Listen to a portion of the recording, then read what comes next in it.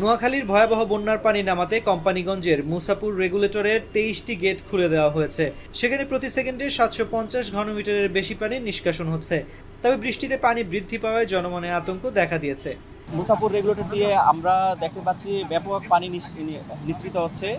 উজানে আমরা সবাই জানি, উজানে ত্রিপুরা রাজ্যে বিগত সময়ে ব্যাপক বৃষ্টিপাত সহ বাংলাদেশ অংশে ব্যাপক বৃষ্টিপাত হওয়ায় উজানে ব্যাপক পানি জমেছে এবং উজানে কাকরি নদী হয়ে কুমিল্লা এলাকার ভিতর দিয়ে ডাকাতিয়া নদী হয়ে বর্তমানে নোয়াখালী অংশে লিটল ফেনী নাম ধারণ করে, তারপরে হচ্ছে এদিক দিয়ে পানিটা নিষ্কাশিত হচ্ছে।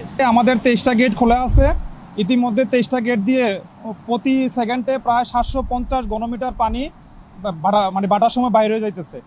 কিন্তু ইদানিং বাটা এবং জোয়ার এবং বাটার এফেক্টটা একটু কম, তবে যেই পরিমাণ গেট খোলা আছে আমাদের